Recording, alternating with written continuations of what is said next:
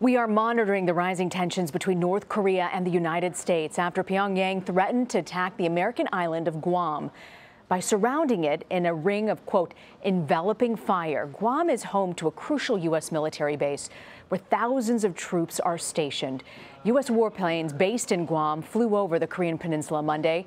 North Korea made the threat despite tough words from President Trump, who warned the country could face, quote, fire and fury, the likes of which the world has never seen if they stayed on their current path. Gordon Chang joins me now. He's author of Nuclear Showdown, North Korea Takes on the World. Okay, Gordon, can you sort of let us know, is Guam within the range for the North Koreans to attack at this point? And do you think that they would do that? Yeah, I think the North Koreans certainly could attack Guam. And there's a number of ways that they could do it, but they're not going to. I mean, this is just propaganda. This is in retaliation, I suppose, for President Trump's comments on fire and fury.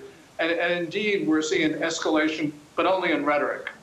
So what about the president's threat of, quote, fire and fury like the world has never seen before? The White House says the tone of his comments were vetted by the NSC, if the actual words he used, particularly on the anniversary coming at Nagasaki, the Nagasaki bombing. Do you think this kind of talk is helpful at this point, and is this the best means to address the North Korea threat?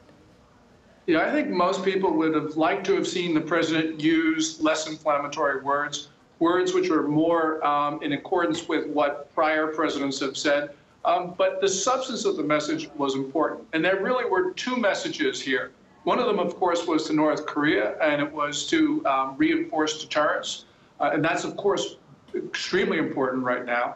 But the more important message was to Beijing, because the president has been losing patience with the Chinese. He wanted to make sure that they understood that they had to come to the table, that they had to stop really what was a duplicitous game of saying, yes, they'll vote for sanctions, but then not enforcing them. So I think the more important reason here is that the president was speaking to China. And we saw that because today in the president's tweet, he talked about the United States as always being the strongest country in the world.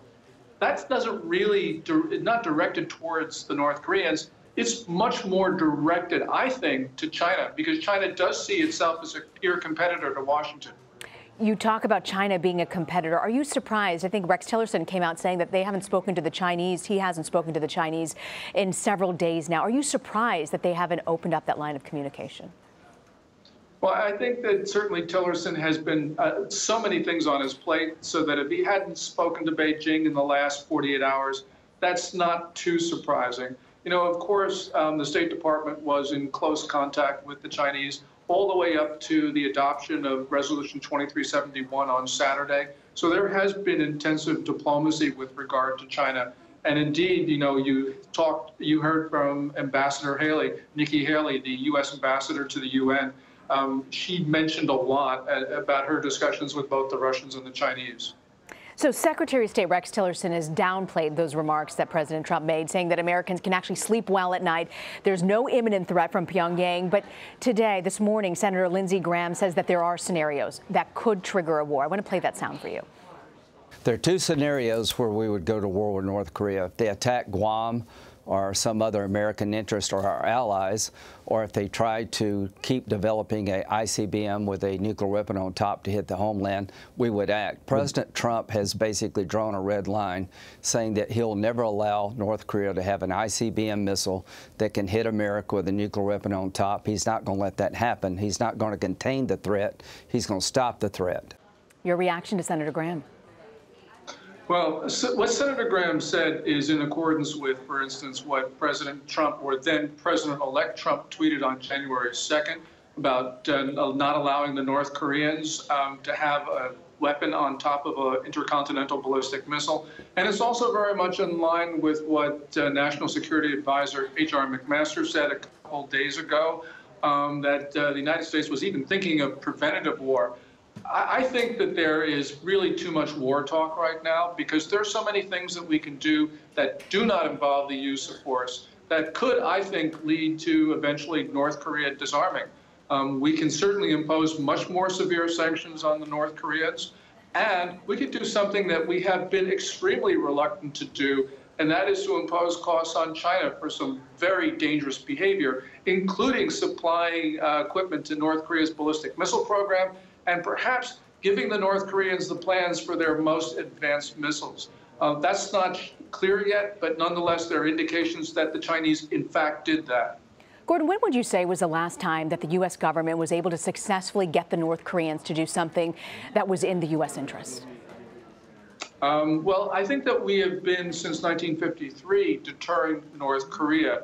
And most of the time, that has been successful. Of course, the North Koreans in 1968 grabbed the Pueblo out of international water. 1969, they shot down a U.S. Navy reconnaissance plane, 31 killed. And there have been a couple of other incidents. But for the most part, the United States has deterred the North Koreans. And of course, South Korea is an example of, a vibrant, prosperous democracy that is really there because of the United States military protection. So in a sense, we've been doing that most every day.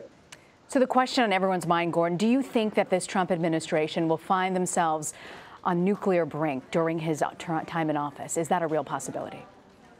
Well, certainly it's a real possibility. And there are many policymakers in Washington who privately will say that that's exactly what's going to happen, that this won't be solved until Russia, China, Japan, South Korea, United States, and North Korea actually do go to the brink, confront each other, and will pull back when it's really clear that that's the only way we can go forward. But nonetheless, that's a very dangerous way of doing business, because that's the way great wars start. And indeed, the miscalculation that could occur, I think, is pretty high risk. Gordon Chang, thank you for joining us, Gordon. Thank you.